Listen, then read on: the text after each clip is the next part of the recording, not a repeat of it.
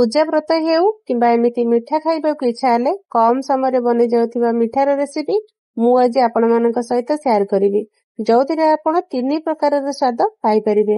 ଏଇଟା ଏତେ ସଫ୍ଟ ଯେ ପାଟିରେ ଦେଲା ମାତ୍ରେ ମିଳେଇଯିବ।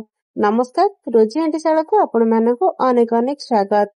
ଆଶା କରୁଛି ଆଜିର ରେସିପିଟି ଭଲ ଲାଗିବ। ଭଲ ଲାଗିଲେ ଲାଇକ୍ କରିବେ, ସେୟାର କରିବେ, ଚ୍ୟାନେଲରେ ନୂଆ ଥିଲେ ଚ୍ୟାନେଲକୁ ସବସ୍କ୍ରାଇବ କରିନେବେ। ତ ଚାଲନ୍ତୁ ଆରମ୍ଭ କରିବା ଆଜିର ଏହି ରେସିପି।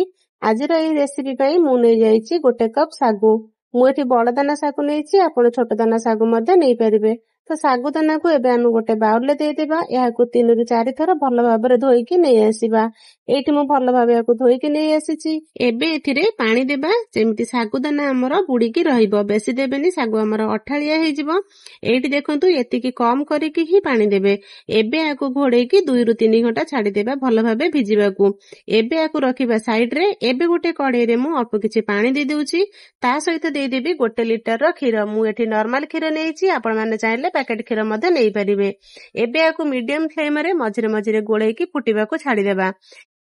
ଏଇଠି ଦେଖିପାରୁଥିବେ ଶାଗୁଦାନା ଆମର ଭଲ ଭାବେ ଭିଜି ଯାଇଛି, ପାଣି ବିଲକୁଲ ବି ନାହିଁ। ହାତରେ ଦେଖିପାରୁଥିବେ କେତେ ଆମର ଏଠି ସଫ୍ଟ ବନିଛି। ଏବେ ଏଥିରେ ମୁଁ ଦେଇଦେବି 2 ଚାମଚର ଚିନି ଗୁଣ୍ଡ। ଏଇଠି ମୁଁ ଚିନିକୁ ଗ୍ରାଇଣ୍ଡ କରିକି ନେଇଛି, ଭଲ ଭାବରେ ମିଶିଯିବ, ଗୋଟା ଚିନି ନେବେନି। ଯଦି ଅଧିକ ମିଠା ଖାଇବାକୁ ଚାହିଁବେ ଏଠି ଆଉ 2 ଚାମଚ ଚିନି ନେଇପାରିବେ। ଶାଗୁଦାନାର ରସମଲେଇ ଆଉ ଟିକେ ସ୍ୱାଦିଷ୍ଟ କରିବାକୁ ମୁଁ ଦେଇଦେବି 3 ଚାମଚର କ୍ଷୀର ଗୁଣ୍ଡ। ଯେକୌଣସି କ୍ଷୀର ଗୁଣ୍ଡ ନେଇପାରିବେ। ଏଠି ମୁଁ ଅମୁଲ ବ୍ରାଣ୍ଡର ନେଇଛି। ଏବେ ଏସବୁକୁ ଭଲ ଭାବରେ ହାଲକା ହାତରେ ମିଶେଇ ନେବା।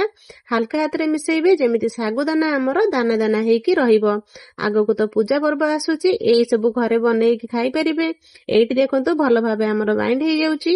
ଏବେ ହାତରେ ଘିଅ କିମ୍ବା ତେଲ ଲଗେଇ ନେବା। ହାଲକା ହାତରେ ଟିକେ ଟିକେ ଗୁଳା ନେବେ, ଏମିତି ବଲ ବନେଇବେ। ଅଧିକ ପ୍ରେସ ଦେଇକି ବନେଇବେନି, ହାଲକା ହାତରେ ବନେଇବେ ଯେମିତି ଶାଗୁଦାନା ବଲ ଗୁଡିକ କ୍ଷୀରକୁ ଭଲ ଭାବରେ ଶୋ କରିପାରିବ। ଏଠି ଯଦି ଶାଗୁଦାନା ହାତକୁ ଲାଗୁଛି ଆଉ କିଛି କ୍ଷୀର ଗୁଣ୍ଡ ନେଇପାରିବେ।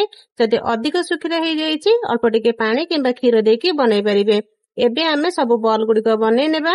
ଏବେ କ୍ଷୀର ଆମର ଫୁଟି ସାରିଛି, ଅଧିକ ଗାଢା କରିବେନି।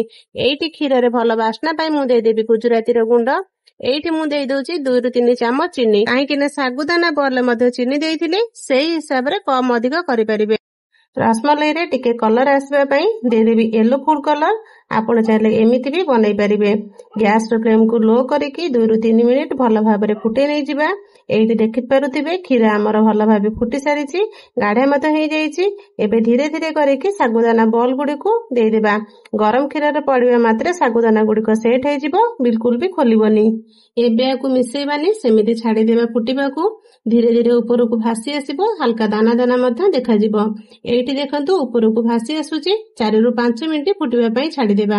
ଗ୍ୟାସର ଫ୍ଲେମକୁ ହାଇରେ ରଖିବେ, ହାଲକା ହାତରେ ମିଶେଇ ନେବା। ଦେଖିପାରୁଥିବେ ବଲ ଆମର ଉପରୁ ଭାସି ଆସିଛି, ଭଲ ଭାବେ ମଧ୍ୟ ଭିତରୁ ସିଝି ଯାଇଛି। ଏବେ ଏଥିରେ ମୁଁ ଦେଇଦେବି କାଟିକି ରଖିଥିବା କିଛି ଡ୍ରାଏ ଫ୍ରୁଟ। ଏବେ ଏହାକୁ ଭଲ ଭାବରେ ମିଶେଇ ନେଇଯିବା। ଏଇଠି ଦେଖନ୍ତୁ ଆମର ରେଡି ହେଇଗଲା ଶାଗୁ ରସମଲେଇ। ଦେଖିପାରୁଥିବେ କେତେ ସୁନ୍ଦର ଦେଖାଯାଉଛି। ଏବେ ଗ୍ୟାସର ଫ୍ଲେମକୁ ବନ୍ଦ କରିଦେବା। ଆଠୁ ଅଧିକ ଗାଢା କରିବେନି, ଥଣ୍ଡା ହେଇସାରିବା ପରେ ଅଧିକ ଗାଢା ହେଇଯିବ।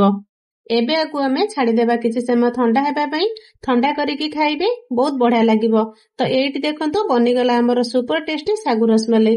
ନିଶ୍ଚୟ ବନାନ୍ତୁ, କେମିତି ଲାଗିଲା ମୋ ସହିତ ସେୟାର କରନ୍ତୁ। ଆଜି ପାଇଁ ରହୁଛି, ପୁଣି ଆସିବି ନୂଆ ଗୋଟେ ରେସିପି ନେଇକି। ସେ ପର୍ଯ୍ୟନ୍ତ ରହିଲି, ନମସ୍କାର, ଜୟ ଜଗନ୍ନାଥ।